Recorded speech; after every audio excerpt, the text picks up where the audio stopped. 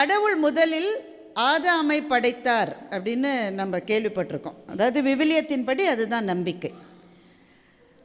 கடவுள் ஆதாமை படைத்த பிறகுதான்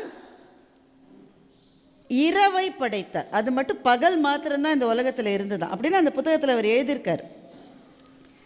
எல்லாத்தையுமே அறிவியல் ரீதியாக பார்க்கணும்னு அவசியம் இல்லை, இலக்கிய ரீதியாகவும் நம்ம பார்க்கலாம். அப்போ பகல் மாத்திரம்தான் இருந்ததா, இரவே கிடையாதான். ஆதாமிடம் கடவுள் ஒரு நாள் சொன்னார், இன்றிலிருந்து இரவும் வரும் அப்படின்னு சொன்னார். இரவுனா என்ன அப்படின்னு ஆதாம் கேட்கிறார். கடவுள் சொன்னார், இரவுனா வெளிச்சம் இருக்காது. இப்போ இந்த சூரியன் இருக்குல்ல, அது இருக்காது என்ற உடனே ஆதாமுக்கு ரொம்ப ஒரு மாதிரி தவிப்பாயிருச்சு. ஐயோ, அது எப்படி இருக்கும், என்னால் இருக்க முடியாது, நானே இந்த உலகத்தில் தன்னந்தனியாக இருக்கேன், நீங்கள் தயவு செஞ்சு அந்த இரவெல்லாம் வேணான்றா. கடவுள் சொன்னார், இல்லை அது அப்படி தான் அப்படின்னு சொல்லிட்டு போயிட்டார் கடவுள். இவன் அன்றைக்கி நாளெல்லாம் உட்காந்து பயந்துக்கிட்டே இருந்தான். ஐயோ, எப்படி இருக்குமோ எப்படி இருக்குமோ எப்படி இருக்குமோ, வெளிச்சம் இல்லாமல் எப்படி இருப்பது அப்படின்னு கொஞ்சம் கொஞ்சமாக ஒளி அடங்க தொடங்கியது. அப்படியே ஒரு இடத்துல தலையில் கை வச்சுட்டு உட்காந்துருக்கான். ஒளி அடங்க அடங்க அடங்க இரவிலே விண்மீன்கள் எழுகின்றன. பறவைகளினுடைய ஒலி அடங்கிவிட்டது, ஆனால் வண்டினங்கள் பாட ஆரம்பிக்கின்றன. முழுவதாக வெளிச்சம் மறைந்த பிறகு பௌர்ணமி நிலா அப்படியே ஜெகஜோதியாக வானத்திலே எழுந்து வருகிறது. பகலினுடைய வெப்பமெல்லாம் மறைந்து இரவினுடைய குளிர்காற்று அந்த இடத்தை தழுவுகிறது. அப்போ ஆதாம் நினச்சானா, ஐயோ இது தெரியாமல நான் இவ்வளோ கவலைப்பட்டேன், பகலை விட இரவு இன்னும் ரொம்ப இனிமையானதாக இருக்கிறதே என்று ஆதாம் நினைத்ததாக பாரடைஸ் லாஸ்டில் மில்டன் எழுதுகின்றார். ஆடம் இரவும் நன்றாகத்தானே இருக்கிறது என்று நினைத்தது போல நாம் அத்தனை பேரும் இதுவுமே நன்றாகத்தான் இருக்கிறது என்று நினைக்கிறோம். வாழ்க்கை அப்படிப்பட்டது தான். நாம் எதற்காக எல்லாம் ரொம்ப கலங்கி போய் ஐயோ இப்படி ஆயிடுச்சே, இதுக்கு பதிலாக வேற ஒன்று செஞ்சால் அது எப்படி இருக்குமோ என்று நாம் பயப்படுகிறோமோ, அந்த நேரத்திலெல்லாம் கடவுள் நம்மோடு இருக்கிறார். நாம் எதை செய்கிறோமோ அதுவுமே கூட சிறப்பாக தான் இருக்கும். ஏன்னா இந்த மாதிரி எதிர்பார்க்காத சில விஷயங்கள் வாழ்க்கையில் வரும். அந்த விஷயங்கள் வந்துவிட்டதே என்பது பெரிதல், ஏன்னா எல்லாருக்கும் அது வரும். அதை மாற்றுவதற்கு குயிக்காக நம்ம யோசிக்க முடிகிறதா, முடிவெடுக்க முடிகிறதா, சரி இது ஆயிடுச்சு அடுத்தது என்ன என்று சிந்தித்து செயல்படுகிறவர்கள் தான் தலைவர்கள். அப்படி பெற்றோராக இருப்பதிலே பல பல சவால்கள் இருக்கின்றன. அதைவிட இன்றைக்கு ஆசிரியர்களாக இருப்பதில் மிக பல சவால்கள் இருக்கின்றன. எதுவுமே மோசமடைவதில்லை, ஆனால் எல்லாமே மாறுகிறது. இந்த மாற்றத்துக்கு நம்முடைய மனத்தை நாம் தயாராக வைத்து கொண்டிருக்கிறோமா என்பதுதான் நம்மை பார்த்து நாமே கேட்டுக்கொள்ள வேண்டிய ஒரு கேள்வி. முதலில் நேற்றைய பெற்றோர்கள் போல இன்றைய பெற்றோர்கள் இருக்க முடியாது. அது எல்லாரும் இங்கே இருக்கிற எல்லா பெற்றோர்களுமே அதை ஒத்துப்பீங்க. எங்கள் தாத்தாவெல்லாம் வீட்டில் சத்தம் போடக்கூடாதுன்னு சொல்லுவாராம். எப்படி சத்தம் போடக்கூடாதுன்னு சொல்லுவார்னாக்கா, அப்போல்லாம் குழாவை திறந்தால் தண்ணி வராது. இங்கே இருக்கிற பிள்ளைகளுக்குலாம் அது தெரியுமான்னு தெரியல. குழாவை திறந்து தண்ணியே நாங்கள் பார்த்ததில்லை. என்னுடைய 15வது வயசில் தான் குழாவை திறந்த தண்ணி வருன்றதே நான் கண்டுபிடிச்சேன். அது மட்டும் குழாலாம் கிடையாது வீட்டில், இந்த அடிக்கிற பம்பு தான் இருக்கும். இந்த அடிக்கிற பம்பில் வாளியில் தண்ணி எடுத்துக்கிட்டு தான் வரணும். எங்கள் தாத்தா என்ன சொல்லுவாரோ, அந்த வாளியை கீழே வச்சுட்டு அந்த வாளியோட பிடி இருக்குல்ல, அந்த பிடியை அப்படி போட்டுருவோம் தானே, அது போய் டொப்புன்னு விழும். அதெல்லாம் ஒரு சத்தமா? அந்த சத்தம் கூட வீட்டில் இருக்கக்கூடாதுன்னு எங்கள் தாத்தா சொல்லுவாராம். வாளியை டொப்புன்னு போட்டால் அடித்து என்ன இவ்வளோ சத்தப்படுத்துகிற அப்படின்னு அவர் கேட்பாராம். அவர் ஒரு பெற்றோராக இருந்த காலம். ஏன்னா நான் பேச்ச நிறுத்தணுமா, பெல்லெல்லாம் அடிக்கிறேன். இப்போ இங்கே இருக்கிற பெற்றோர்களை கேட்குறேன், இதெல்லாம் ஒரு சத்தமாக உங்களுக்கு ஜுஜுபி இல்லை? இதெல்லாம் உங்கள் பிள்ளைங்க போடுற சத்தத்துக்கு இன்னும் பேச்சே வரலை. ஒரு வயசு தான் ஆகுது, ஒரு வார்த்தை வரல, அதுக்குள்ளே அவன் மிரட்டுறான். பெற்றோர்கள் தான் அமைதியாக பவ்யமாக அடக்கமாக இருக்க வேண்டியிருக்கு.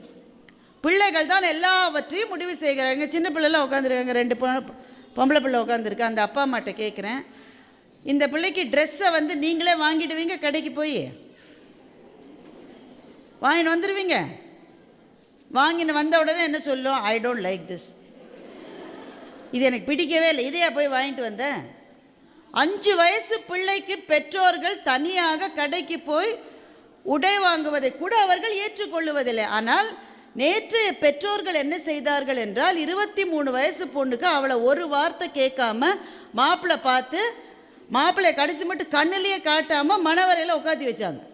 அதுங்களும் லூஸ் மாதிரி உட்காந்து அதுங்கன்னு என்ன நாம தான். அப்போ நேற்றைய பெற்றோர்கள் என்பவர்கள், நான் சொன்னால் பிள்ளை கேட்கணும், அதை தாண்டி வீட்டில் வேறு விதிகளே கிடையாது. அது நேற்றைய பெற்றோர்கள். இன்றைய பெற்றோர்கள் சாண்ட்விச் ஜெனரேஷன். ஏன்னா அவங்க அப்பாட்டேருந்து அடி வாங்கினாங்க, இன்றைக்கி பிள்ளைகிட்டேருந்து அடி வாங்குறாங்க. 2 பேர்ட்டையும் அடி வாங்குகிற ஒரே தலைமுறையாக இருப்பது இன்றைய பெற்றோர்கள் தான். அப்போ ஆசிரியர்கள் அடுத்தது. நேற்றைய ஆசிரியர்கள், இன்றைய ஆசிரியர்கள் நினச்சா ரொம்ப ஆச்சரியமாக இருக்குது. இன்றைக்கு தமிழ்நாட்டில் எவ்வளோ கடினமான வேலை இருக்குது. ஆளுநராக இருக்கிற வேலையே இன்றைக்கி கடினமாக இருக்குது. தமிழ்நாட்டில் அமைச்சராக இருப்பது அதை விட கடினமாக இருக்குது. எல்லா வேலையும் கஷ்டம்தான். ஆனால் எல்லாவற்றையும் விட கஷ்டமான வேலை என்று மனப்பூர்வமாக, இதயபூர்வமாக நான் நினைப்பது இன்றைக்கு ஆசிரியர்களாக இருக்கிற வேலை தான் எல்லா வேலையை விட கஷ்டமானது. ஆசிரியர்களே ஒத்துக்கலை போல இருக்கு. அதுக்கு ஒத்துக்கிறீங்களா? அப்புறம் ஏன் அவ்வளோ வருத்தத்துலேருந்து கை தட்டாமல் இருக்கீங்க போல இருக்கு? ரொம்ப கஷ்டங்க, ரொம்ப கஷ்டம். அதை நம்ம பேர்லாம் சொல்ல வேணாம். ஒரு பள்ளிக்கூடத்தையே எரிச்சாங்க தமிழ்நாட்டில், உங்களுக்குலாம் தெரியும். ஒரு குழந்தை மரணம் அடைந்தது. பெரிய அது ஆழமான வருத்தத்தை எல்லா பெற்றோருக்கும் தானே வலிக்கும். நம்ம பிள்ளை மாதிரி தானே அந்த பிள்ளையும். எல்லா பெற்றோர்களுக்கும் மனது வலிக்கும் தானே. ஆனால் அப்படி ஒரு சம்பவம் நடந்த அன்றைக்கு இரவே அல்லது அடுத்த நாள் என்ன செய்கிறாங்கன்னா, அந்த பள்ளியிலே பணியாற்றிய ஒரு கெமிஸ்ட்ரி டீச்சரை கொண்டு போய் சிறையில் வைக்கிறார்கள். விசாரணை என்பது பிறகு நடக்கிறது, ஆனால் தண்டனை என்பது முதலிலே வருகிறது. அப்போ பல பள்ளிகளில், கல்லூரிகளில் கூட நான் போகிற போது ஆசிரியர்கள் சொல்கிறாங்க, படின்னு சொல்லவே பயமாக இருக்குன்றாங்க. எனக்கு தெரிந்த வரையில் டீச்சருடைய ஒரே வேலை படின்னு சொல்கிறது தான். படின்னு சொல்கிறதுக்கு தானே சம்பளம் வாங்குறீங்க. படின்னு சொல்ல பயமாக இருக்குன்னு ஒரு டீச்சர் நம்ம சொல்லுது. ஏம்மா அதை சொல்லவே பயப்பட்டேன்? ஏன்னா உடனே அந்த பிள்ளைக்கு லெட்டர் எழுது, மன உளைச்சலாக இருக்கிறது. ஏன்? ஏன்னா டீச்சர் படின்னு சொல்லிட்டாங்களாம். எங்கள் டீச்சர்லாம் எங்களை அடிச்சிருக்காங்க தெரியுமா? இங்கே இருக்கிற பிள்ளைகள்கிட்ட சொன்னால் நம்புவீங்க நீங்கள்? அடிச்சிருக்காங்க. அடின்னா உங்கள் வீட்டு அடி, எங்கள் வீட்டு அடிலாம் கிடையாது. முட்டி போட வைப்பாங்க. முட்டி போடும்போது மணல் மேலே முட்டி போடணும். இப்போ இந்த மாதிரி இடத்துல முட்டி போட வச்சாங்கன்னா மணல் இல்லை, என்ன செய்வாங்கன்னு நினைக்கிறீங்க? நாங்களே ஒரு கூடையில் மணலை கொண்டு வரணும். போய் இங்கே வெளியில் மணல் இருக்குல்ல, நாங்களே ஒரு கூடையில் கொண்டு வந்து மணலை கொட்டி அது மேலே எங்களே முட்டி போட வைப்பாங்க. அப்புறம் கிளாஸில் வந்து அடிக்கிறதுக்காக கை நீட்ட சொல்லுவாங்க. கையை நீட்டுமா ஸ்கேல் எடு, ஸ்கேல் எடு. நாங்கள் எல்லாம் ஸ்கேலை இங்கே பெஞ்சு கீழே வச்சுருப்போம். ஸ்கேல் இல்லை மிஸ். சரி, இப்போ மரத்துலேருந்து அந்த இதை உடச்சிட்டு வாம்பாங்க. நாங்களே போய் உடச்சிட்டு வரோம். எதுக்கு எங்களை அடிக்க? எவ்வளோ லூஸாக இருந்தால் நாங்கள் அப்போலாம் இருந்திருப்போம் பாருங்கள். அப்புறம் மிஸ் அடிக்கிற போது கை அப்படி பின்னாடி இழுப்போம்ல, ரிஃப்ளெக்ஸ் ஆக்ஷனில். ஒருத்தர் அடிக்காத அப்படின்னு இப்படி பண்ணால் கண்ணை மூடுற மாதிரி கையை இழுப்போம். அதுக்கு 2 தடவை கூடுதல் அடிப்பாங்க. நான் அடிக்கிறேன், நீ கையை இழுக்கிறேன். அப்புறம் சில சமயம் அடித்து அவங்களுக்கு கை வலிக்கும். உடனே நல்லா படிக்கிற பிள்ளைய கூட நம்மளை கொட்ட சொல்லுவாங்க. அந்த பிள்ளை தான் நாட்டு என் கிளாஸ்மேட் தானே, நான் கொட்டலாமான்னு யோசிக்கோ, அதனால டொங்கு கொட்டும். இது எல்லாத்தையும் விட பெரிய பிரச்சனை என்னென்னா, நாங்கள் இதை போய் வீட்டில் சொல்லவே மாட்டோம். இங்கே இருக்கிற பிள்ளைங்க நம்புவீங்களா நீங்கள்? வீட்டில் போய் சொல்லவே மாட்டோம். ஏன் சொல்ல மாட்டோம்னு நினைக்கிறீங்க? வீட்டில் வேறு அடிப்பாங்க. எங்கள் அப்பா இத்தனைக்கு ஹெட்மாஸ்டர், அவர் சொல்லுவார், உன் டீச்சர் அடிக்கிற மாதிரி நீ தவறு செய்தாயா அப்படி அவர் 2 அடி அடிப்பார்.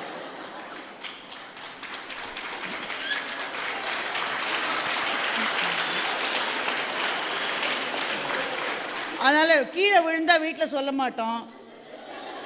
கீழே விழுந்தால் நாங்களே காயத்தில் எச்ச துப்பி பேப்பரை ஓடிட்டு திரும்ப ஓட வேண்டியது. இத்தனைக்கு பிடி மிஸ் தான் ஓட சொல்லும்.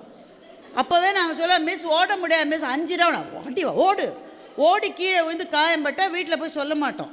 நாங்களே எச்ச துப்பி அதை அட்ஜஸ்ட் பண்ணி ஒரு மாதிரி நடக்கிற மாதிரி நடந்து வீட்டுக்கு போயிடுவோம்.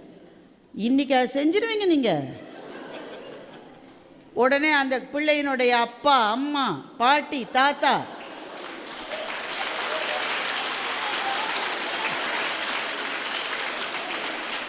அப்புறம் ஃபோன் பண்ணி ஊர்லேருந்து மாமா மாமியை வரவழைக்கிறாங்க. அப்புறம் எதிர் வீட்டு ஆயா, பக்கத்து வீட்டு நாய் எல்லாம் கிளம்பி ஸ்கூலுக்கு வருது. எங்கள் பிள்ளையை நீங்கள் அடித்தீர்கள். அடிக்கவே இல்லை, இன்னும் கையை தான் தூக்கியிருக்கு அந்த மிஸ்ஸு. கையெல்லாம் தூக்காதீங்க, நாளைக்கு சன் நியூஸில் வந்துடுவீங்கன்றாங்க. அப்போ அன்றைய ஆசிரியர்கள் they had responsibilities but they also had authority. பொறுப்பு நிறைய இருந்தது, அதற்கான சுதந்திரமும் அவர்களுக்கு இருந்தது. இன்றைய ஆசிரியர்களுக்கு பொறுப்பு இருக்கிறது. ஏன்னா அந்த பிள்ளை நல்லா படிக்கலைன்னா நிர்வாகம் உங்களை தானே கேட்குது. ஏன்னா உங்கள் கிளாஸில் மட்டும் 10 பேர் ஃபெயிலாக இருக்காங்க, உங்களை கேட்குறாங்களா இல்லையா? அதே மாதிரி பெற்றோர்களும் வந்து கேட்குறாங்க, உங்கள்கிட்ட தானே விட்டு வச்சுருக்கோம், நாங்கள் உங்களுக்கு தானே ஸ்கூல் ஃபீஸ் கட்டுறோம், நீங்கள் தானே நியாயம் தானே அது. இப்போ பொறுப்பு இருக்கிறது, ஆனால் அத்தாரிட்டியே கிடையாது. You have responsibility but no authority. இதுதான் நேற்றைய ஆசிரியர்களுக்கு இன்றைய ஆசிரியர்களுக்கு இருக்குது. அப்போ இது எல்லாமே முன்பு இருந்தது போல சிறப்பாக இல்லை என்று நான் சொல்லவில்லை. முன்பு இருந்ததை போல இன்றைக்கு இருக்க முடியாது என்பதை நான் சொல்லுகின்றேன்.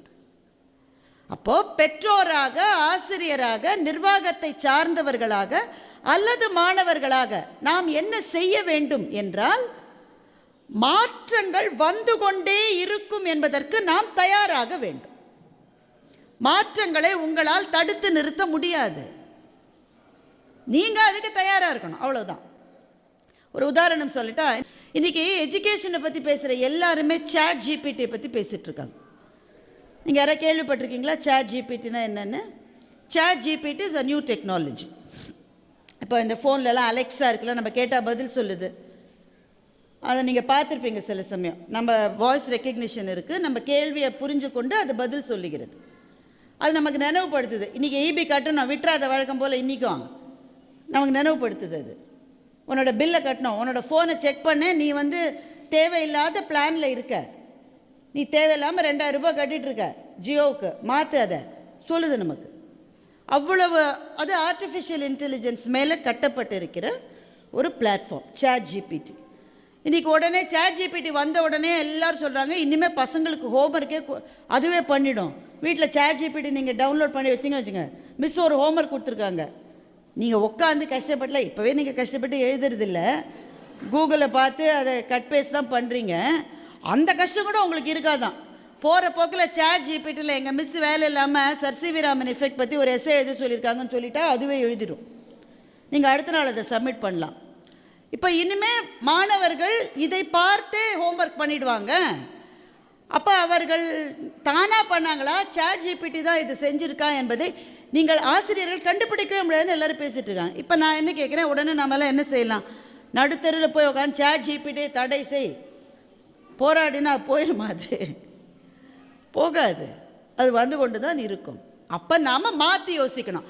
நான் வந்து அண்ணா யூனிவர்சிட்டியில் என்ஜினியரிங் படித்த போது, முதலாண்டு மாணவியாக இருந்தபோது, வாசே குழந்தைசாமி கேள்விப்பட்டிருப்பீங்க, ரொம்ப மிகப்பெரிய அறிவியலாளர், தமிழ் அறிஞர். அவர் தான் அண்ணா யூனிவர்சிட்டியோட வைஸ் சான்சலராக இருந்தார். எங்கள் காலேஜில் அப்போ பெரிய பிரச்சனை என்னென்னா, பசங்க பயங்கரமாக பிட் அடிப்பாங்க. பிட் அடிக்கிறது தெரியுமா உங்களுக்கு? தெரியுமா? நல்ல பிள்ளைங்க, யாருக்குமே தெரியாது அது என்னன்னு. சில பேர் நிறைய முடி வளர்த்து உள்ளெல்லாம் பிட்டு வச்சுக்கிட்டு வருவோம். உண்மையிலேயே சொல்கிறேன். இந்த பிட்டு இப்போமா ஸ்கேனர்லாம் கிடையாது இல்லை, அதனால் இப்போ ஸ்டூடெண்ட்ஸ் சர்ச் பண்ணவும் முடியாது, அவன் எங்கே பிட்டை மறைச்சி வச்சுருப்பானே கண்டுபிடிக்க முடியாது. ஆனால் அந்த பிட்டு அடிக்கிறத தடை செய்யவே முடியல. அப்போ என்ன செஞ்சார் எங்கள் வைஸ் சான்சலர், என்ன பண்ணார்னா, இனிமேல் ஓப்பன் புக் எக்ஸாம்னு சொல்லிட்டார். நீ எதுக்கு பிட்டை எடுத்துகிட்டு வர, மனப்பாடம் பண்ணி அதை நினைவில் வச்சுக்கும் போல, நீ புக்கே வச்சுட்டு பரீட்சை எழுதுறாஜான்ட்டார். Open book exam. இனிமேல் பிட்டை எதுக்கு, புக்கே தான் இருக்கேன். பசங்க போட சந்தோஷமாக நாங்களாம் புக்கோட போனோம், ஒரு கேள்விக்கு பதில் சொல்ல முடியல. The paper was so tough, புக்கில் எங்கே இருக்குன்னு கண்டுபிடிக்கிறதுக்கு 3 மணி நேரம் ஆச்சு எங்களுக்கு.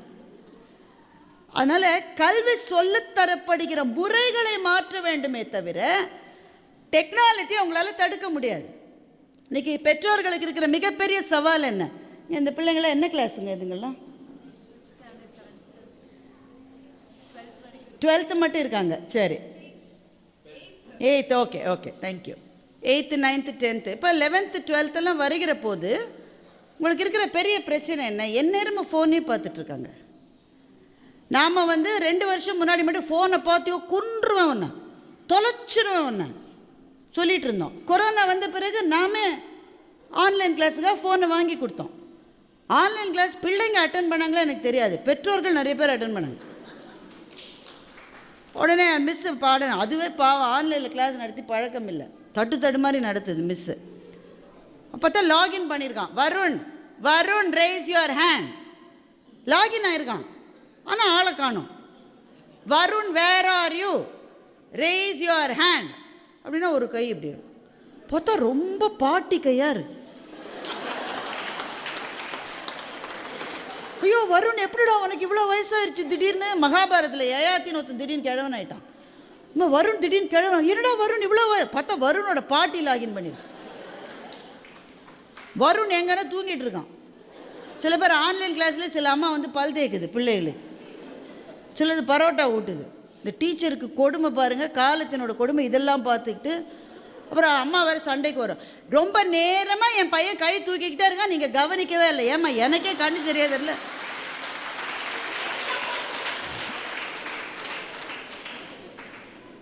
இப்போ நாம் ஃபோனை கொடுத்துட்டோம், இனிமேல் ஃபோன்லேருந்து எப்படி பிள்ளைகளை பிரிக்க போகிறீர்கள் சொல்லுங்கள் எனக்கு.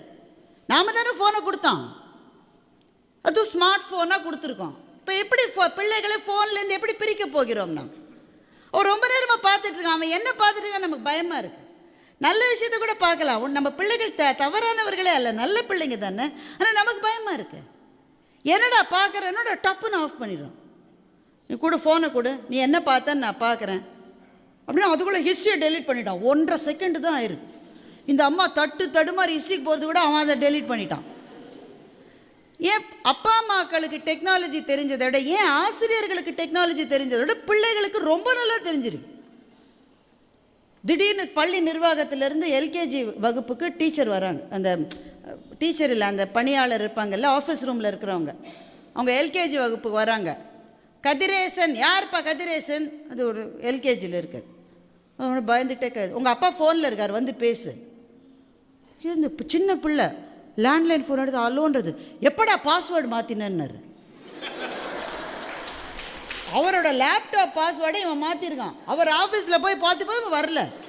ஸ்கூலுக்கு ஃபோன் பண்ணி எல்கேஜி பிள்ளையை கூப்பிட்றாரு. அப்புறம் அவன் சொல்லித்தரான் லாகின் எப்படி பண்ணணும்னு. அப்பாவுக்கு எல்கேஜி பையன் சொல்லித்தரான். அவருக்கு ஆஃபீஸில் எவ்வளோ கேவலப்படுவார்னு மாத்திரம் நீங்கள் யோசிச்சு பாருங்க. அப்படிதான் இருக்குது. They're far ahead of us in technology. நம்மை விட தொழில்நுட்ப அறிவு அவர்களுக்கு பல மடங்கு இருக்கிறது. இப்போ நாம் என்ன செய்ய வேண்டும், அதுதான் பேசுவதற்காகத்தான் நான் வந்திருக்கிறேன். முதல் விஷயம், நான் என்ன நம்புகிறேன் என்றால், அவங்க ரொம்ப ஃபோனை பார்க்குறாங்க, ரொம்ப லேப்டாப், இதெல்லாம் நம்ம தடுக்க முடியாது. முதல்ல அதை அக்செப்ட் பண்ணிக்கலாம். நான் முதல்லயே சொன்னேன், மாற்றங்களை தடுக்க முடியாது. அந்த மாற்றங்களுக்கு ஏற்றாற் போல நம்மை நாம் செதுக்கி கொள்ள முடியும். முதல் விஷயம், இந்த ஃபோனில் என்ன செய்யணும், லேப்டாப்பில் என்ன செய்யணும், இதெல்லாம் ஒரு பெரிய மேட்ரே கிடையாது. பெற்றோர்கள், அதுவும் குறிப்பாக அம்மாக்களுக்கு, அவங்களுக்கு கொஞ்சம் பயமாக இருக்குது அந்த டெக்னாலஜியை பார்த்தால. அந்த அப்பா வந்து ஃபோன் வாங்கி கொடுத்துருக்காரு. அந்த கடையிலேயே அந்த அம்மா சொல்லுது, கந்த சஷ்டி கவசம் ரிங்டோனாக வச்சு கொடுங்கன்னு சொல்லியிருக்கு. அவன் வந்து கந்த சஷ்டி கவசம் வந்து வச்சு கொடுத்துருக்காரு ரிங்டோன். ஆனால் அந்த அம்மாவுக்கு என்ன தெரியும்னா, கந்த சஷ்டி கவசம் வந்தால் ஃபோன் எடுத்து பேசணும், அதுதான் அந்த அம்மாவுக்கு தெரியும். அடுத்த நாள் ஃபோன் எடுத்து பஸ்ஸில் போயிருக்கு. ரஞ்சிதமே ரஞ்சிதமேன்னு பாட்டு வரும். இந்த அம்மா அப்படியே இருக்கு. பஸ்ஸில் எல்லாரும் ஏம்மா உன் ஃபோன் அடிக்குதுமா, என் ஃபோன் அடித்தா அப்படி வராதுங்குது. 17 தடவை ரஞ்சிதமே வந்திருக்கு. கீழே இறங்கணும், வீட்டுக்கார சொல்ல, அறிவு இருக்கா, ஃபோன் வாங்கி கொடுத்தேனே, ஃபோன் பண்ண எடுத்தா என்ன உனக்கு, என் ஃபோன் அடிக்கவே இல்லைங்குது. பார்த்தா ராத்திரியோட பையன் ரஞ்சிதமேக்கு மாற்றிருக்கான். ஒரு பையன் ஃப்ரெண்டுகிட்ட சொல்ல, எங்கள் அம்மாவுக்கு எங்கள் அப்பா ஃபோன் வாங்கி கொடுத்துருக்காருடா, எஸ்எம்எஸ் வந்து டிங்குனா எங்கள் அம்மாவை எடுத்து அலோன்னு ரொம்ப நேரமாக பேசுதுன்னு. ஸோ இப்போ என்ன பிரச்சனை, பசங்க டெக்னாலஜியில் நம்ம விட முன்னாடி இருக்காங்க, நம்ம பின்னாடி இருக்கோம். இதான பிரச்சனை. என்ன செய்வது? நாம் தான் நம்மளை மாற்றிக்கணும். அவங்கள மாற்ற முடியாது, மாற்றவும் கூடாது. ஏன்னா அவங்க பியர்ஸ் எப்படி இருக்காங்களோ அதில் தான் அவங்க இருப்பாங்க. அவன் ஃப்ரெண்ட் என்ன செய்கிறானோ அதுதான் அவன் செய்வான். எங்கள் அம்மா மாற்றி நான் இருப்பேன், அவன் இருப்பானா? ஒன்றை புரிந்து கொள்ளுங்கள், தண்ணீரும் பாசமும் எப்போதும் கீழ் நோக்கித்தான் பாயும், மேல் நோக்கி பாயாது.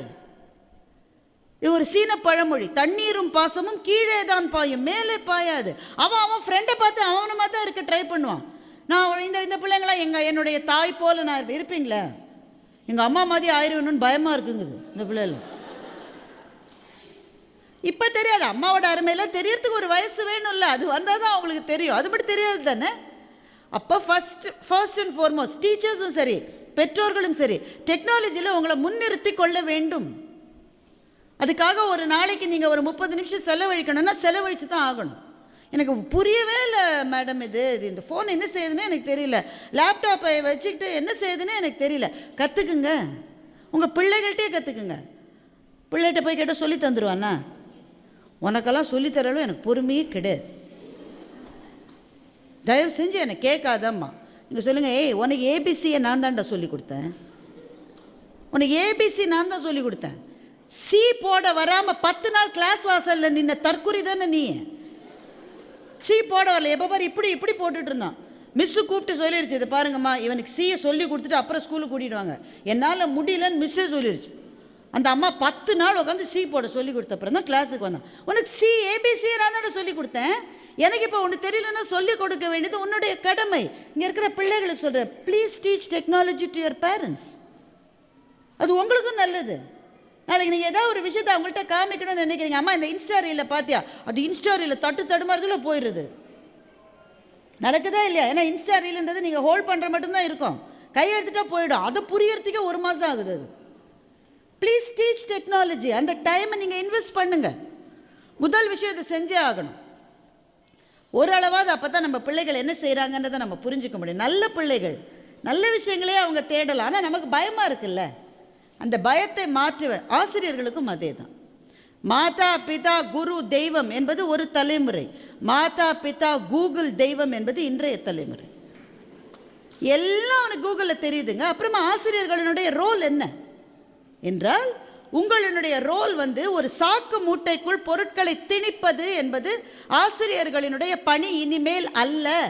நான் சொல்கிற மாதிரி சாட் ஜிபி, இப்போ நீங்கள் என்ன 2 வருஷம் கழிச்சு உங்கள் ஸ்கூலுக்கு கூப்பிடுங்க, the entire school will be operating on chat GPT. நான் இன்றைக்கி அதை நான் சொல்லிட்டு போகிறேன் உங்களுக்கு. ஜஸ்ட் இன் 2 years ஒவ்வொருத்தரும் உங்கள் ஃபோனில் சாட் ஜிபிடி வச்சு அதில் தான் கிளாஸ் நடத்திட்டு இருப்பீங்க. டெக்னாலஜி உள்ளே வர வேகத்தை உங்களால் தடுக்கவே முடியாது உங்களால். அப்போ ஆசிரியர்கள் அப்டேட்டடாக இருக்கணும். ஏன்னா நீங்கள் கூகுள்லேயே அவன் எல்லாத்தையும் பார்த்துருவானே. நீங்கள் தான் ரிஃப்ளெக்ஷன்னா என்ன, ரிஃப்ராக்ஷன்னா என்ன நீங்கள் தான் சொல்லித்தரணுமா அவனுக்கு. அவன் கூகுள் சர்ச் பண்ணி அவனுக்கு முன்னாடியே தெரிஞ்சிடும். மிஸ் நீங்கள் ரிஃப்ராக்ஷனையும் தப்பாக படம் வரைஞ்சிருக்கீங்கன்னு அது சொல்லுது. அந்த மிஸ் தப்பாக படத்துக்கு டைட்டில் மாற்றி போட்டுருச்சு. ட்ரிக்னாமெட்ரி டிஃப்ரென்சியேஷன் இனிமேல் நீங்கள் தான் சொல்லித்தரணுமா? Chat GPT will teach them. அப்போ ஆசிரியர்களுடைய ரோல் என்ன? டாக்டர் ராதாகிருஷ்ணன் சொன்னார், once a teacher always a student என்று சொன்னார். ஆசிரியர்களுடைய முதல் வேலை படித்து கொண்டே இருப்பது. நல்லா வந்துட்டீங்க சொல்கிறதுக்கு. நாங்கள் ஸ்கூலுக்கு வந்துட்டு போகிறதே எங்களுக்கு டைம் இல்லை, வீட்டில் சோறாக்கணும், எங்கள் பிள்ளைகளை பார்ப்போமா, நாங்கள் படிச்சுட்டு இருப்போம்னா வேறு வழி இல்லை. ஆசிரியர்கள் ஒவ்வொரு நாளும் படிக்க வேண்டும். அந்த காலத்தில் ஆசிரியர்கள் 30 வருஷமாக ஒரே கிளாஸ்க்கு ஒரே சப்ஜெக்ட் சொல்லி கொடுத்த டீச்சர்ஸ்லாம் காலேஜில் இருந்திருக்காங்களா இல்லையா? தாராளமாக இருந்திருக்காங்க. எக்கனாமிக்ஸ் அப்படின்னு திரும்பி போர்டில் ஒரு டிமாண்ட் அண்ட் சப்ளைன்னு ஒரு கிராஃப் வரையும் 30 வருஷமாக அதையே சொல்லிக் கொடுக்கும். ரிட்டையர் ஆயிரும். இன்றைக்கி ஒவ்வொரு நாளும் காமர்ஸ் டீச்சர்ஸ் இருக்கீங்களா? இங்கே இருக்கீங்க, ஒருத்தர் கூட கை தூக்கலையே. சரி, எக்கனாமிக்ஸ் காமர்ஸ் டீச்சர்ஸ் இருக்கீங்கன்னு வைங்க, சார் இருக்காங்க. நீங்கள் கிளாஸில் போய் இன்றைக்கி ஏன் அதானி FPOவை ரிவர்ஸ் பண்ணாருன்னு நீங்கள் பேசணும். நீங்கள் இன்றைக்கி அதுதானே சார் சப்ஜெக்ட்டு. நீங்கள் டிமாண்ட் அண்ட் சப்ளை கர்வ் எவ்வளோ நாள் வரைஞ்சிட்டே இருக்கு, அதெல்லாம் அவன் பார்த்துட்டான் முன்னாடியே. Why did Adani reverse the FPO? அதனால் இந்திய பொருளாதாரத்துக்கு பாதிப்பா இல்லை என்ன நடக்க போகுது, இதை நீங்கள் கிளாஸில் டிஸ்கஸ் பண்ணணும். இப்போ பையனை எழுந்து கேட்குறாங்க, சார் எல்லாருமே அதை பற்றி பேசுகிறாங்களே, அதானியோட FPOவை ரிவர்ஸ் பண்ணிட்டாருன்னு, அப்படின்னா என்ன சார் உங்களுக்கு ஒருவேளை தெரியலன்னு வைங்க, ஒன்றும் தப்பு இல்லை. ஏய் நான் போய் படிச்சுட்டு வரேன், நீயும் படிச்சுட்டு வர, நாளை கிளாஸில் டிஸ்கஸ் பண்ணலாம். இதுதான் நாளைய கல்வி கூடங்களினுடைய நிலையாக இருக்க போகிறது. நீங்கள் திரும்ப போர்டுக்கு திரும்பி அதெல்லாம் முடிஞ்சு போச்சு. You B prepared. எப்போ ஆசிரியர்கள் என்ன செய்கிறீர்கள் என்றால் ஒரு தீபத்தை தூண்டி விடுகிறீர்கள். அதுதான் ஆசிரியர்களினுடைய வேலை. இப்போ ஃபிசிக்ஸ் கெமிஸ்ட்ரி பயாலஜியில் நம்ம பிள்ளைங்க பாஸ் பண்ணதா? தாராளமாக பாஸ் பண்ணும். என்ன சார் கஷ்டம்? ஒன்றும் கஷ்டம் இல்லை. பாட்னி டீச்சர்ஸ் இருக்கீங்க, இந்த ஹைபிஸ்கஸ் ரோசாஸ்ன்னு ஒரு பேர் வச்சுருக்கீங்க. இந்த பிள்ளை வந்து ஒரு காலத்தில் இதெல்லாம் பெரிய விஷயமா நினைச்சு படிச்சு, இப்போல்லாம் ஒன்றும் கஷ்டம் இல்லை. எதற்காக? அப்போது ஆசிரியர்களுடைய பணி என்ன, உங்கள் பிள்ளைகளிடம் இருக்கிற தனித்திறமை என்ன என்று கண்டுபிடித்து அந்த துறையில் அந்த பிள்ளைகளை ஊக்குவிப்பது தான் ஆசிரியர்களுடைய பணியாக எதிர்காலத்தில் இருக்க போகிறது. இதை முன்னாடி டீச்சர்ஸ் செய்யலையானா செஞ்சாங்க, எங்கள் டீச்சரே செஞ்சுருக்காங்க. நான் 5ஆம் வகுப்பில் படிக்கிற போதே என்னுடைய ஆசிரியர் ஒருவர் தான் எனக்குள்ளே ஒரு பேச்சாளர் இருக்கிறார் என்பதை கண்டுபிடித்தார். எனக்கு அது தெரியாது, எனக்கு அது தெரியவே தெரியாது. நான் கிளாஸில் உட்காந்தாக்கா முன்னாடி இருக்கிற பிள்ளையோட தலைக்கு நேராக என் தலையை வச்சுப்பேன். நான் எதுக்கு? நம்மளை மிஸ் பார்த்து எந்த கேள்வியும் கேட்டுறக்கூடாதுன்றதுக்கு நேராக அந்த தலைக்கு ஸ்ட்ரெயிட்டாக என் தலையை வச்சு அப்படியே இருப்பேன். எந்திரி அப்படின்னா அப்படியே இருப்பேன். பின்னாடி திரும்ப என்ன கேட்கலையா, பின்னாடி யாரையோ கேட்குறாங்க. நீ தான் எந்திரி, ஹேமா தங்க எந்திரி. எங்கள் அக்கா பேர் ஹேமா. இந்த ஸ்டூடெண்ட்ஸுக்கு தெரியும், இந்த வாழ்க்கையிலே ரொம்ப கஷ்டம் என்ன தெரியுமா, நம்ம அக்கா படித்த ஸ்கூலில் நம்ம படிக்கிறோம், இல்லை நம்ம அண்ணா படித்த ஸ்கூலில் நம்ம படிக்கிறோம். இதை விட கொடுமை எதுவும். அதுவும் உங்களுக்கெல்லாம் அது யூனிஃபார்ம்லாம் எங்களுக்கெல்லாம் யூனிஃபார்ம் கூட அக்கா போட்ட யூனிஃபார்ம் தான், அதே யூனிஃபார்ம் தான். புக்கு அதே புக், ஏன்னா புக்கே மாற்ற மாட்டாங்க. 10 வருஷம் ஒரே புக்கு தான் இருக்கும்.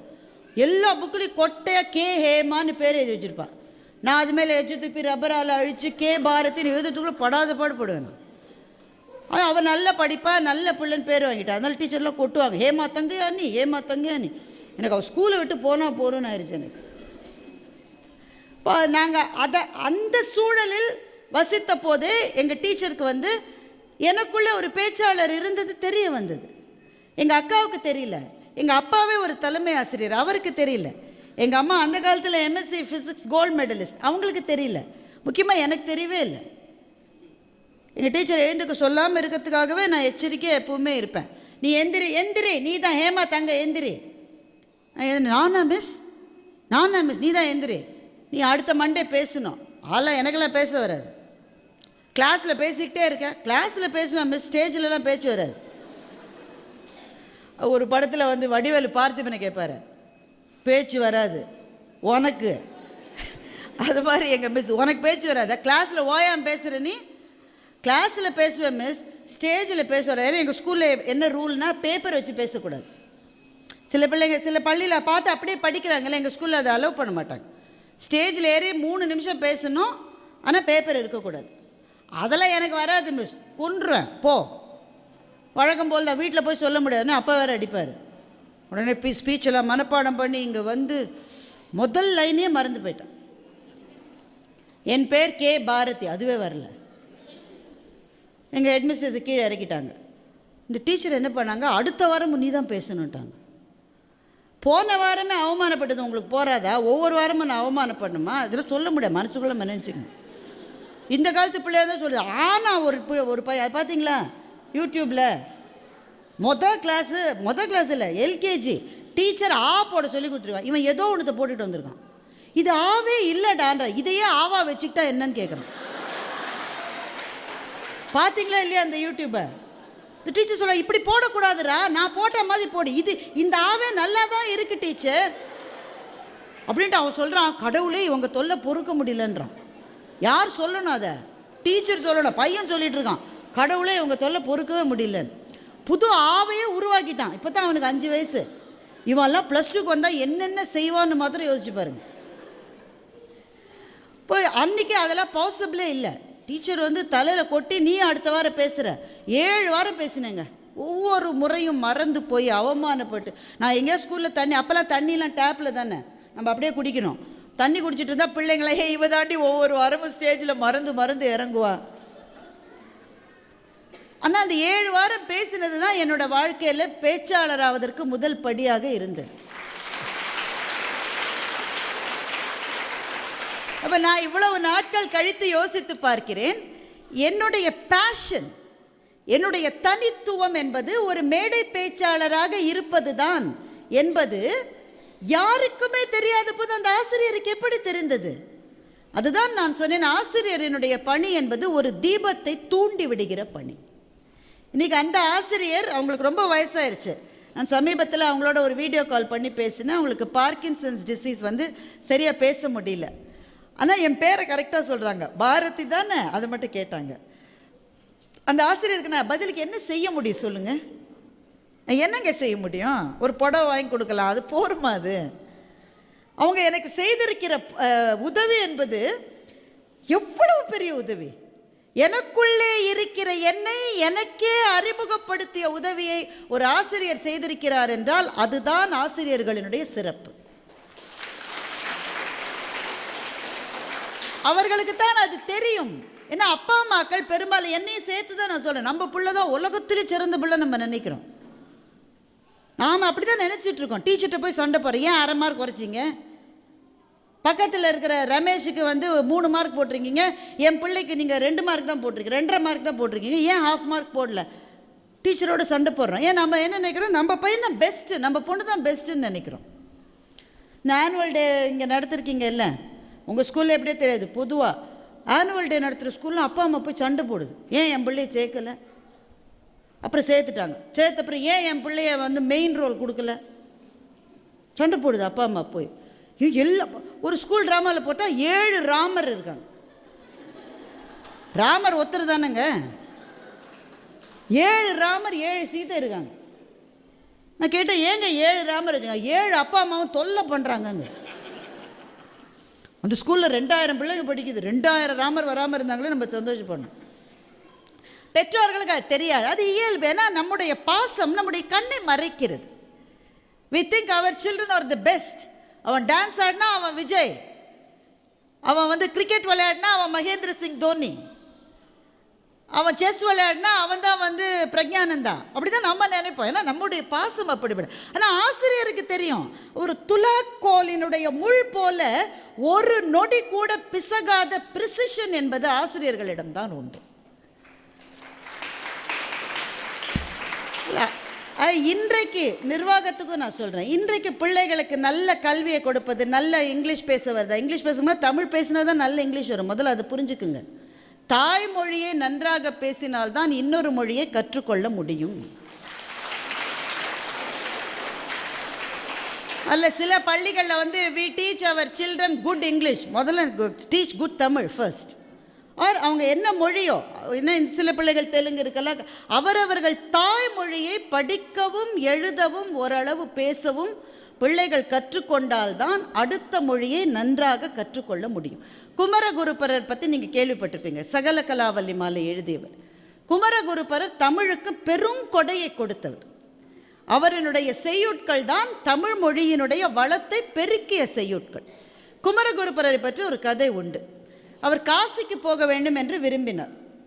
இப்போ கூட காசி தமிழ்ச்சங்கத்தில் எப்படி அவ்வளவு தமிழர்கள் அங்கே இருக்காங்கன்னு நமக்கு ஆச்சரியமாக இருக்குல்ல. குமரகுருபரர் காலத்தில் போனவர்கள், அந்த காலத்திலிருந்து காசியிலே வாழ்கிறவர்கள். குமரகுருபரர் முதலாக காசிக்கு போன போது லாங்குவேஜ் ப்ராப்ளம், என்ன பேசுகிறாங்கன்னே தெரியல அவருக்கு. அப்போ கலைமகளை வேண்டியதாகவும் கலைமகள் உடனடியாக அவருக்கு வடமொழியை கற்றுக் கொடுத்ததாகவும் அடுத்த செகண்டே அவர் வடமொழியில் கவிதை எழுதியதாகவும் ஒரு கதை இருக்குது. இப்போ நம்ம பிள்ளைகள்கிட்ட இந்த கதையை சொன்னால் நம்மளை கேட்பாங்க. அது எப்படி ஒரு நிமிஷத்தில் ஒரு லாங்குவேஜை கற்றுக்க முடியும்? கேட்பாங்களா மாட்டாங்க? நம்ம உடனே சொல்லுவோம், கொன்றுவேன், சாமி கதையில் கேள்வியாக கேட்குற நீ. இது நம்ம அப்பா அம்மா சொன்னால் நம்ம பிள்ளைங்க அப்படி இருக்க மாட்டாங்க. இல்லைம்மா, there is no science behind this அப்படி கேட்பான். இல்லை, நம் பிள்ளைகள் முன்பு நாம் பொருளற்றவர்களாக நிற்கக்கூடாது. புத்திசாலித்தனமான பதில்களை அவர்களுக்கு சொல்ல வேண்டும். நான் என்ன பதில் சொல்லுவேன்னா, என் மகள் என்ன கேட்டா, அதை எப்படி ஒரு செகண்டில் ஒரு லாங்குவேஜை கற்றுக்க முடியுமா? நான் அவள்கிட்ட சொன்னேன், இதை பாருமா, நீ கிளாஸில் ஸ்கூலில் என்ன கம்ப்யூட்டர் லாங்குவேஜ் படிக்கிறேன்? நீ C++ படிக்கிறேன். இப்போ ஜாவா கற்றுக்கிறது உனக்கு ஈஸியாக இல்லையா? ரொம்ப ஈஸி. இப்போ எனக்கு C++ஏ தெரியாது, எனக்கு ஜாவா கற்றுக்கிறது ஈஸியா? ரொம்ப கஷ்டம். C++ தெரிந்தால் தான் ஜாவா படிக்க முடியும். இப்போ ஏற்கனவே C++ நல்லா தெரிஞ்சவங்களுக்கு ஜாவாவை சீக்கிரம் கற்றுக்கிறது எப்படியோ அப்படித்தான் தமிழ் மொழியினுடைய இலக்கணங்களை மிகச்சிறப்பாக அறிந்திருந்த குமரகுருபரருக்கு ஹிந்தி மொழியையோ வடமொழியையோ கற்றுக்கொள்வது பெரிய கஷ்டமாக இருக்காது. ஒரு மொழி சரியாக தெரிந்தால்தான் இன்னொரு மொழி நன்றாக கற்றுக்கொள்ள முடியும். ஒரு இன்ஜினியரிங் காலேஜில் என்னை பேச கூப்பிட்டுருந்தாங்க. நான் போகும்போது இன்ஜினியரிங் ஸ்டூடெண்ட்ஸை நாங்கள் இன்டர்வியூ பண்ணுறோம் எங்கள் நிறுவனத்தில். என்ன பிரச்சனைனா, மார்க்கெல்லாம் நல்லா தான் வாங்கியிருக்கான். தெர்மோடைனமிக்ஸில் 87 வாங்கியிருக்கான். அதான் கஷ்டமான பேப்பர். அதுதான் ஆனால் what is the second law of தெர்மோடைனமிக்ஸ்னு சொல்ல வரல. எழுதி காட்டுட்டான்றான். எழுதாதப்போ சொல்லுடா. நீ ஆஃபீஸில் ஒவ்வொன்றையும் எழுதிக்கிட்டே இருந்தால் என்றைக்கு மீட்டிங்லாம் முடியுறது? பேச்சு வரல, சொல்ல வரல, வார்த்தைகள் சிக்குது தொண்டைக்குள்ள. எனக்கு பாவமாக இருக்கு. ஐயோ நல்ல மார்க் வாங்கியிருக்கிற பிள்ளை, நீ சொல்லுமா. நான் ஈஸியாக கேள்வி கேட்கிட்டா, what is Newton second law of motion? இப்போவே படிச்சிருப்பாங்க இவங்கெல்லாம். What is Newton's third law of motion? எல்லாம் தெரியுது, சொல்ல வரல. நான் உடனே அந்த டீச்சரை கூப்பிட்டு கேட்டேன், ஏம்மா இன்ஜினியரிங் காலேஜில் எவ்வளோ ஃபீஸ் வாங்குறீங்க? Why don't you teach them English? நல்ல ஸ்போக்கன் இங்கிலீஷ் நீங்கள் சொல்லித்தர முடியாதுன்னு சொன்னாங்க. என்னங்க முடியாதுன்றீங்க? எங்கள் தமிழ் தெரிஞ்சால் தாங்க இங்கிலீஷ் சொல்லித்தர முடியும். ஒரு மொழி கூட தெரியாதவனுக்கு இன்னொரு மொழியை சொல்லித்தர முடியாது என்று அந்த ஆசிரியர் சொன்னார். அப்போது முதல்ல உங்கள் பிள்ளைகளுக்கு தேவை லாங்குவேஜ் ஸ்கில்ஸ். நிர்வாகமும் சரி, ஆசிரியர்களும் சரி, பெற்றோர்களும் சரி, இந்த உலகத்தை புரிந்து கொள்ளுங்கள். எந்த துறைக்கும் உங்கள் பிள்ளை போகலாம். நீங்கள் எல்லாம் நீட் எழுதணும்னு நினைப்பீங்க, என்ஜினியர் ஆகணும்னு நினைப்பீங்க, ஏஐ இதுவாகணும்னு நினைப்பீங்க, சினிமாவுக்கு போகணும். எந்த துறையாக இருந்தாலும் அடிப்படை தேவை இன்றைக்கு பேச்சு திறமை. பேச்சு திறமைன்னு என்னமா ஸ்டேஜில் நின்று 1 மணி நேரம் பேசுகிற பேச்சு நான் சொல்லலை. ஒருவரோடு ஒருவர் உரையாடுகிற கான்வர்சேஷன், உரையாடல். உங்கள் பிள்ளைகளால் தைரியமாக ஆசிரியர்களுக்கு முன்னால் நின்று கேள்வி கேட்க முடிகிறதா? எங்கள் தலைமுறையில் அது கிடையவே கிடையாது. எனக்கு எதுவுமே புரியாட்ட கூட கிளாஸில் நான் இப்படி கை தூக்கிட்டேன்னா எங்கள் டீச்சர், என்ன மிஸ் புரியல மிஸ், உட்காரு. எல்லாருக்கும் புரிஞ்சிடுச்சு, நீ மட்டும் பெரிய மேதாவியா, உட்காரு. ஒரு தடவை எங்கள் டீச்சர் தமிழில் சொல்லி கொடுத்தாங்க திருக்குறள். பெயக்கண்டும் நஞ்சுண்டு அமைவர், நயத்தகு நாகரீகம் விரும்புபவர்னு ஒரு குறள் இருக்கு. இந்த குறளுக்கு என்ன அர்த்தம்னா, நாகரீகத்தை விரும்புபவர், எட்டிகேட், கர்டசி, அதை விரும்புகிறவர்கள் அவங்க கண்ணு முன்னாடி அவங்க சாப்பாட்டில் விஷத்தை கலந்துட்டா கூட அதை பார்த்துட்டு சும்மாவே இருப்பாங்கன்னு பொருள். பெயக்கண்டும் நஞ்சு உண்டு அமைவர், நயத்தகு நாகரீகம் விரும்புபவர். எங்கள் மிஸ் இதை சொல்லி கொடுத்தாங்க.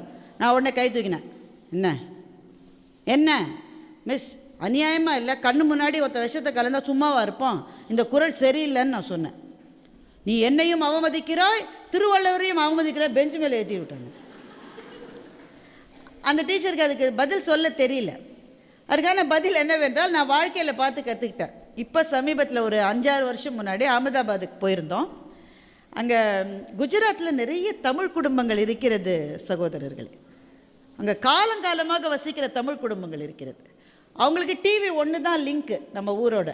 அதனால் பட்டிமன்றத்தை பார்த்து ஒரு வீட்டில் எங்களை சாப்பிட கூப்பிட்டாங்க. அவங்க பார்க்க ரொம்ப வறுமையில் இருக்கிறவங்க மாதிரி தான் இருந்தாங்க. எங்கள் நடுவருக்கு அப்போ கொஞ்சம் உடம்பு சரியில்லை, அவர் கொஞ்சம் செரிமானம் சரியில்லாமல் இருந்து அப்போ தான் சரியாகி நாங்கள் அகமதாபாத்துக்கு போயிருக்கோம். அவர் இட்லியை தவிர எதுவுமே சாப்பிட மாட்டார். அப்போது இவங்க வீட்டில் சாப்பிட கூப்பிட்டாங்க. அவர் ஒத்துக்கிட்டார். ஏன்னா ரொம்ப ஏழைகளாக இருந்தாங்க, அவங்கள நம்ம மரியாதை செய்யணும்னு ஒத்துக்கிட்டார். அவங்க போனால் அந்த அம்மாவுக்கு தமிழ் மொழியிலேயே அவ்வளோ அவங்களுக்கு லாங்குவேஜே சுமாராக தான் இருக்குது. ஏன்னா அவங்க 2 தலைமுறை அங்கே வசிக்கிறாங்க. தமிழ் சாப்பாட்டோடு அவங்க தொடர்பே இல்லை. அந்த அம்மா சோள ரொட்டி இவ்வளோ பெருசு ஒன்று சுட்டு வச்சு செக்கச்செவேல்னு உருளைக்கிழங்கு கூட்டு செஞ்சு வச்சுருக்கு. அதை பார்த்தாலே நமக்கு வயிறு சரியில்லாமல் சாப்பிட வேணாம். இப்போ எங்கள் நடுவருக்கு ஏற்கனவே உடம்பு சரியில்லை. நாங்கள்லாம் என்ன சொன்னால், இல்லைங்க இதை எங்களுக்கு சாப்பிட முடியாது. அவர் நல்லா 3 ரொட்டி சாப்பிட்றாரு. நாங்கள் சொன்னோம் வேண்டாம் போகிறோம், இப்போ தான் சரியாக இருக்கணும். நல்லா இருக்கே சாப்பிட்றேன். திரும்பி காரில் போகும்போதே அவருக்கு உடம்பு சரியில்லை. நம்ம பெரிய ஆளுன்னு தானே நம்ம நினைப்போம். நான் அவர்கிட்ட கேட்குறேன், ஏன் அப்படி செஞ்சீங்க? நாங்களாம் வெளியில் வந்துட்டோம்ல, நீங்களும் வெளில வந்துருக்கலாம் தானே, எதுக்காக சாப்பிட்டீங்க? அவர் சொன்னார், ஏய் நானும் சாப்பிடாம வெளியில் வந்தால் அந்த ஆள் அந்த பொம்பளை போட்டு அடிச்சிருப்பான். பாவம் அந்த பொண்ணு, அதுக்கு செய்ய தெரிஞ்சது தானே அது செய்யும், அதுக்காக தான்டா சாப்பிட்டேன்னு சொன்னார். எனக்கு இந்த குறள் ஞாபகம் வந்தது. கண்ணு முன்னாடி அவர் உடம்புக்கு சேராத ஒன்றை பரிமாறுகிற போது கூட அதை சாப்பிடுகிற நயத்தகு நாகரிகம் அவரிடம் இருந்தது. அதுதான் அந்த குறளுக்கு அர்த்தம். நஞ்சுனா நம்ம சீரியல் எல்லாம் மாமியார் மருமகளுக்கு கலப்பாள அந்த நஞ்சு இல்லை. நம்ம உடம்புக்கு சேராது எல்லாமே நஞ்சு தானே.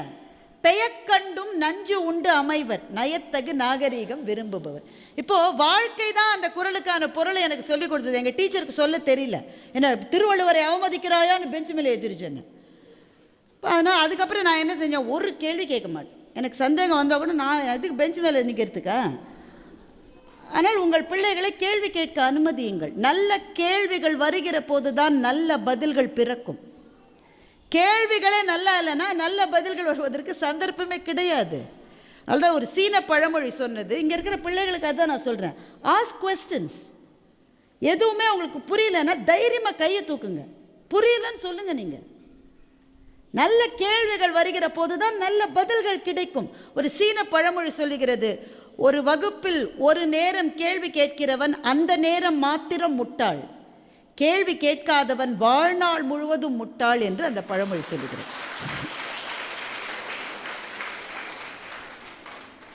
அப்போ முக்கியமான நிறைவு கட்டத்துக்கு வந்தாச்சு. இப்போ இங்கே இருக்கிற பிள்ளைகளுக்கு நான் பேசும்போது ஒரு முறை சொன்னேன், அப்பா அம்மாவோட அருமை தெரியறதுக்கே ஒரு வயசு வேணும்னு நான் சொன்னேன்.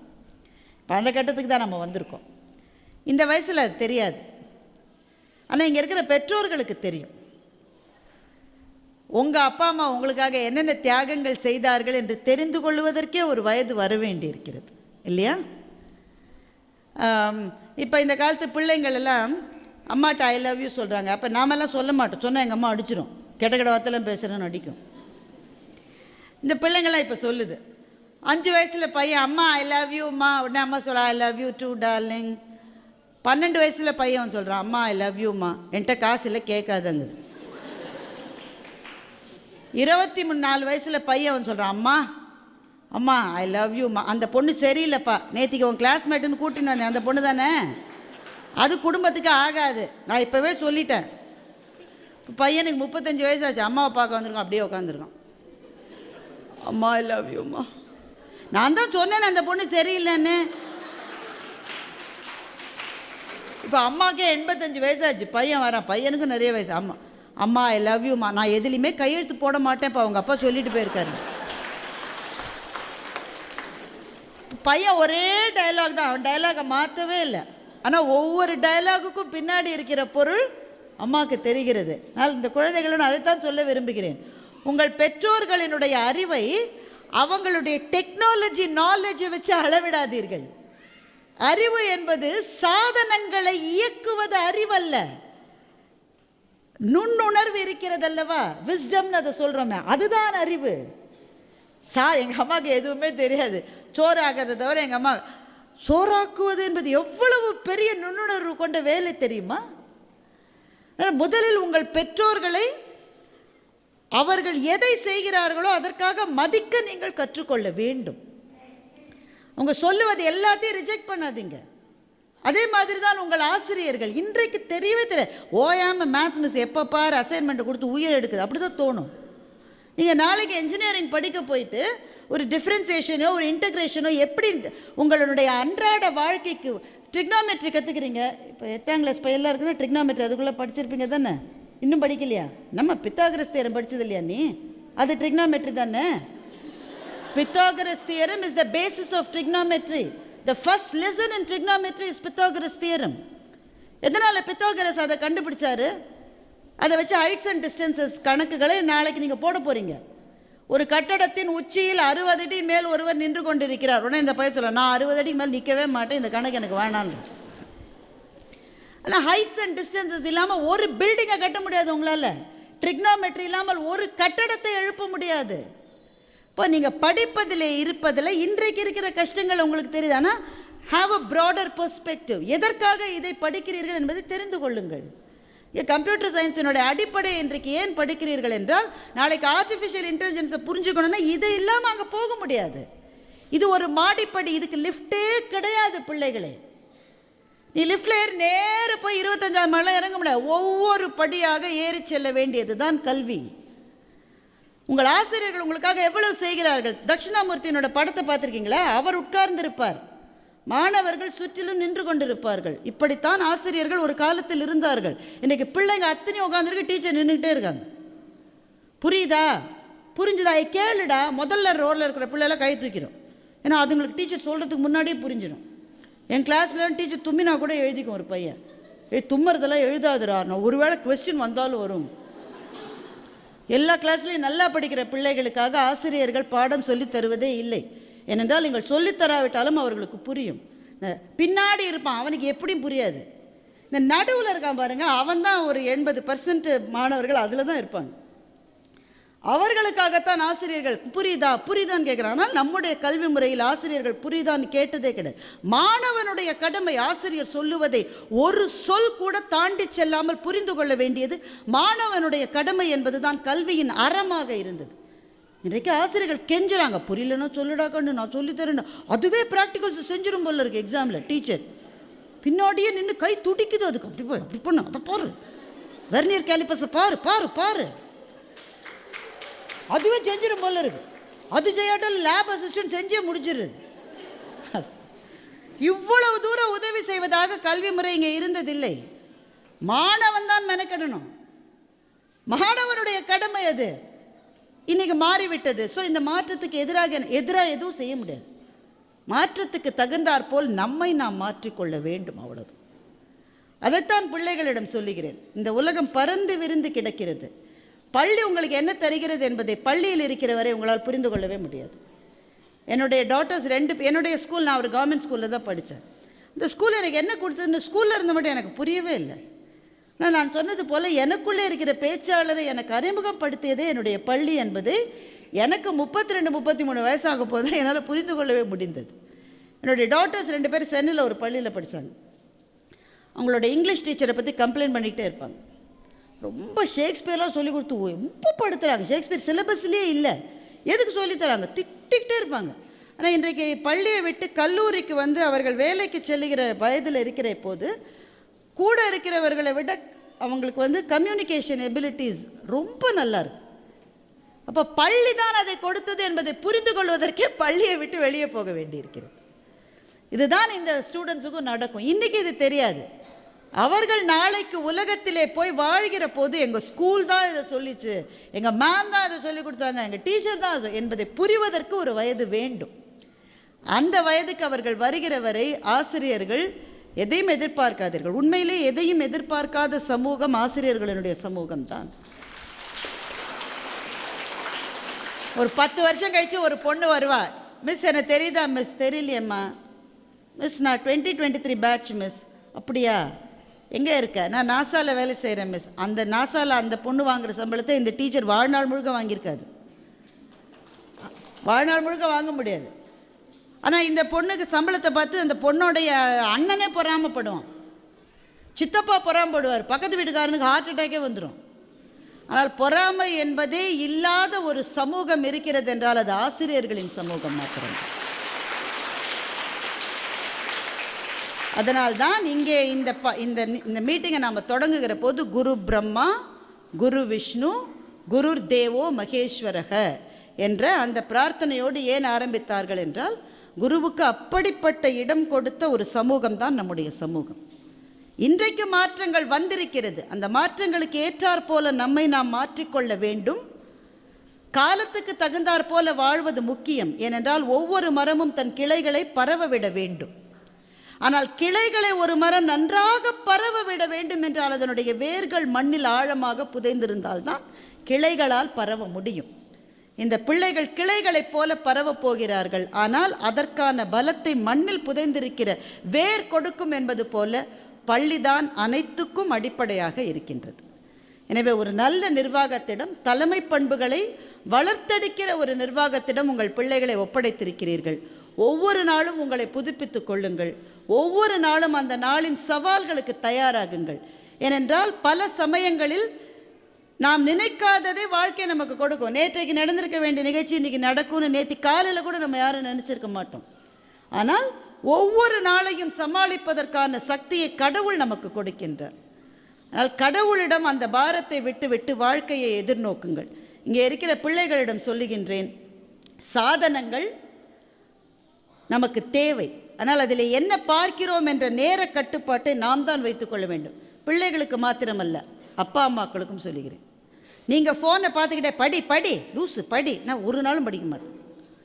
உங்கள் பிள்ளைகளின் நன்றாக படிக்க வேண்டும் என படிப்பென ஸ்கூல் படிப்பை சொல்லலை, புத்தகங்களை உங்கள் பிள்ளைகள் படிக்க வேண்டும் என்றால் ஒவ்வொரு நாளும் நீங்கள் அரை மணி நேரமாவது புத்தகங்களை படிக்க வேண்டும்.